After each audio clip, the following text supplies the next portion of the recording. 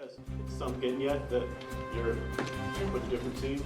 Yeah, man, I think it sunk in a little bit for me yesterday. I was going a little crazy with the fan, but just being in here and taking in just the facilities and everything and the welcome, I think I'm pretty honed in and really know what I'm about and I'm pretty aware of everything. Got a number picked out yet? Yeah, number one. I'm going with number one.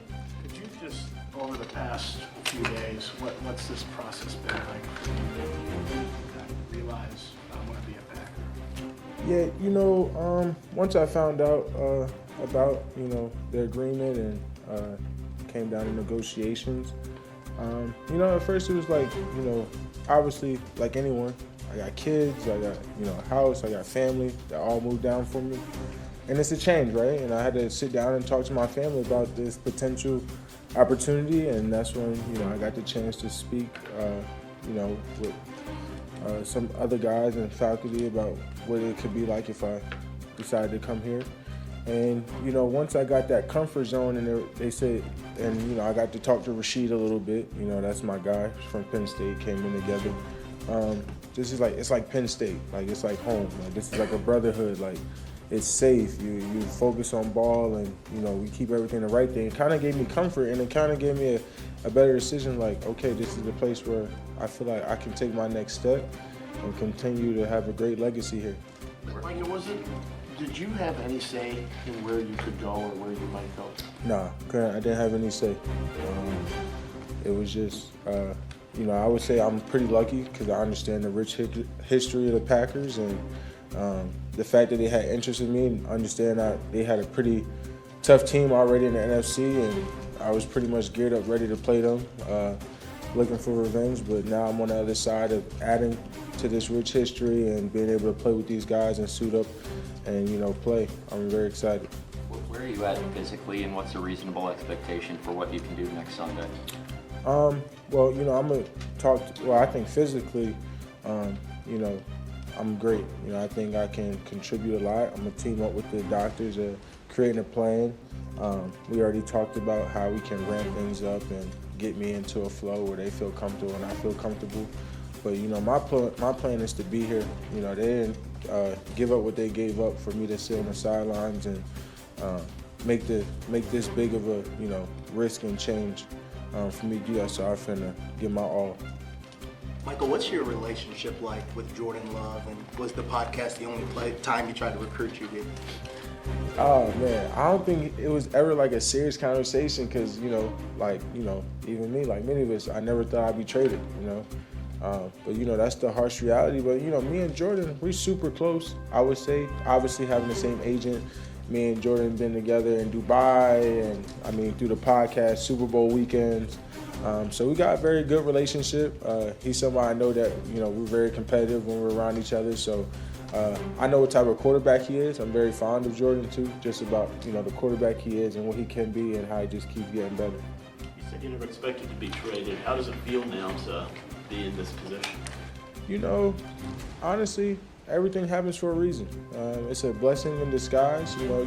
I may not have that answer for you yet, but I'm gonna figure it out, and I'm gonna work hard every day to prove that the Packers organization made the right decision and trusted me, and I'm gonna carry that with me. There's something that you and Jordan also have in common besides the age. You guys have both had success in this league and are still kind of looking for that ultimate prize. You got to see this team up close a couple of years ago. How much are you just anticipating the opportunity to win here, and how much is that on your mind? Oh man, winning is everything to me. I don't think you're gonna find a more competitive person on the team or anywhere in the NFL when it comes to anything we do. We could go out and shoot hoops. We could go out there and throw a baseball, see who could throw the hardest, whether it's miles per hour. We could go run 40-yard sprints. I'll wait till you get tired if you're faster than me. I don't think you're going to find someone that's more competitive. So when you talk about winning and the stage of what it takes, I haven't been there, and I don't know what it takes, but I got a funny feeling that, a lot of this history, this program does. They went further than us, and obviously they had a big win against us, and I trust Coach LaFleur, and, I really feel like, we can do it, and like I said, I really want to win real bad. What have your conversations been like with Hafley, and what's the plan look like for the next week to get up to speed in the defense? I'm going to meet with him Monday. Actually, we're going to meet a little bit when I come in on Sunday.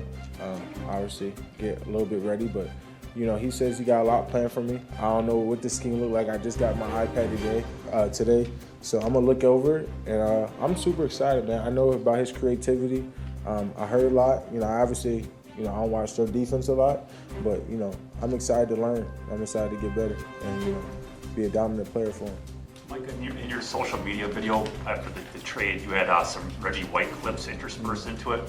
A, why was that important to you? But B, is that the kind of guy that you're chasing to be obviously you're all pro, but a legendary Super Bowl winning, all-timer kind of guy? Yeah, 100%, bro. Reggie is like one of the GOATs. I mean, I'm just looking at his stats, and the fact he had like 70 sacks in like 5 years is just like outrageous to me. And this guy's just like this freaking, I didn't even know. I just learned more history about him today, just about how he's the first free agent and how he came here and won championships. And yeah, people make the comparisons, but I just looked at him like somebody who won. He came here. He can do that. I think I can do that too. I think I can do anything I put my mind to.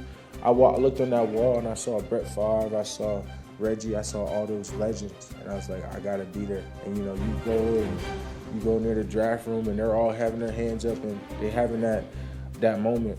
I'm looking for that moment, and I'm going to take advantage of this moment and maximize it to reach that moment. Micah, do you have a preference in how you're used?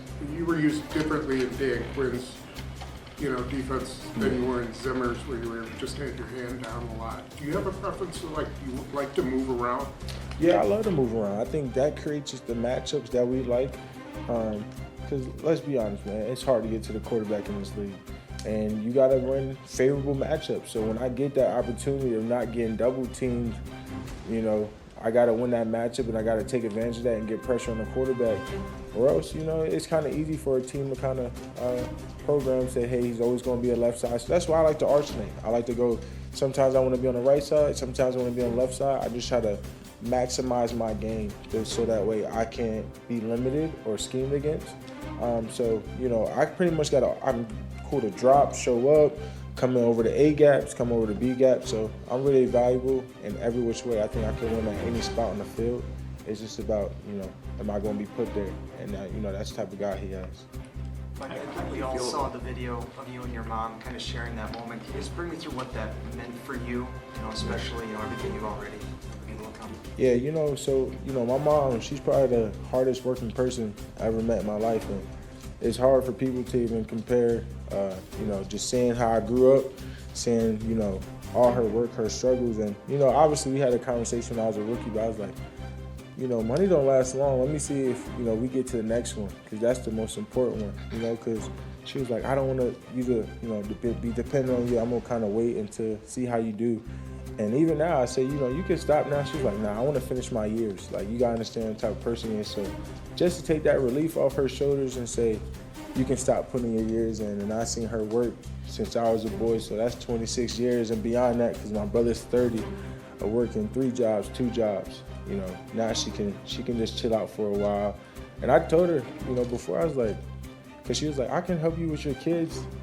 I was like, you just want to travel a little bit first, like see the world, like see some of the things that God gave us. And she's like, I might do a little bit, but I'm happiest when I'm around y'all. I was like, you sure you want to live with me? And like you want to be around me? Like you want to go out to Tampa somewhere, get on the beach? Like you like water? Like you want to do something like that? She's like, nah, I want to be around. So that's the type of person she is. She just loves to be a grandmother. She loves to be a mom. She's a hardworking person. So the fact that I could make her emotional and, throughout this process, she was worried about me, She was scared for me. So, now that she's worry-free, that means a lot to me. After the playoff game against Green Bay, I remember your comments about it seemed like you were impressed by Jordan Love and the game plan that they had for you in that game. So even though this has been something you could have never predicted, weeks ago, is this sort of in the back of your mind, like, well, that could be a destination for me?